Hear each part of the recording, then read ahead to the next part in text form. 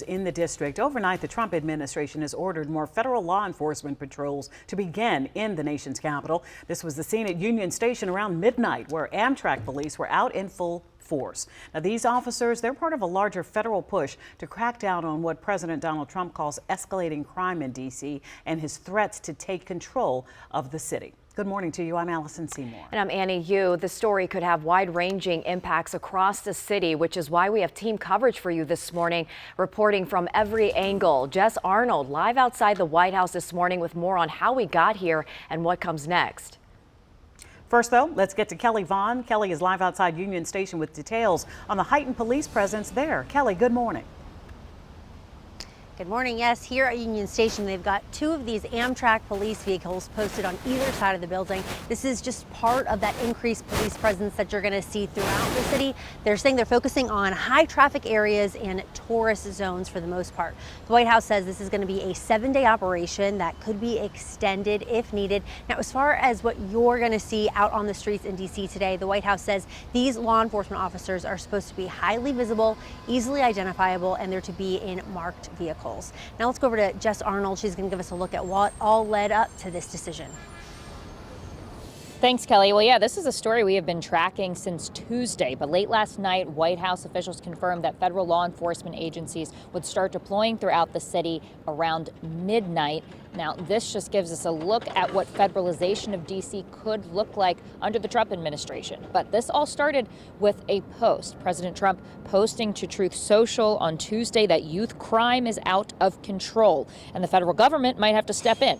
The actual deployment of federal agencies overnight is in line with Trump's executive order to make the District of Columbia safe and beautiful again, which is an executive order he issued in March. Now, to fully take over D.C., Congress would have to repeal the 1973 Home Rule Act, which set up the mayoral office and 13-member council in D.C. and gives them control of the city's laws, with, of course, congressional approval. Back in February, a few Republican lawmakers attempted to repeal the Home Rule Act by introducing the Bowser Bill.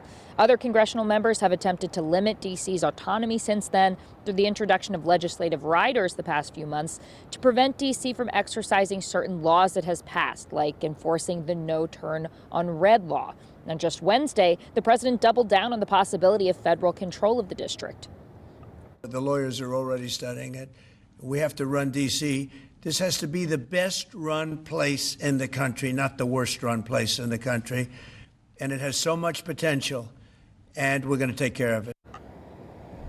Now, D.C.'s congressional delegate, who again has no voting power but advocates for D.C.'s interests, Eleanor Holmes Norton, released a statement yesterday saying, in part, D.C. residents, a majority of whom are black and brown, are worthy and capable of governing themselves without interference from federal officials who are unaccountable to D.C. Now, our team did reach out to D.C. Mayor Muriel Bowser yesterday for comment, and as of this morning, we are still waiting to hear back. From the White House, Jess Arnold, WUSA 9.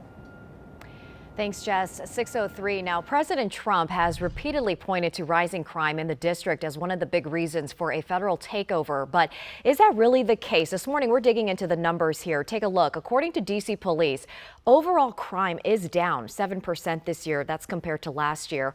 Homicides also down. It dropped about 12%. And violent crime is down 26%. But let's take a closer look at juvenile crime. Numbers from the first half of this year show that homicides are tied compared to the same time last year. Assaults with dangerous weapons, they're up about 21%, and total juvenile incidents are also up by 10%. D.C. U.S. Attorney Jeanine Pirro calls it a big problem. I think that what the president was saying is that we're seeing far too much crime being committed by young people, 14, 15, 16, 17 years old, that I can't get my hands on. We are reaching out to MPD for comment on this developing story, and we will continue to bring you any updates. We're going to stay on top of it as it is developing and the big impact that it could have on D.C. Download our WUSA 9 app on your phone for free for breaking updates, and watch us anytime right here on WUSA 9 and stream us on WUSA 9 Plus.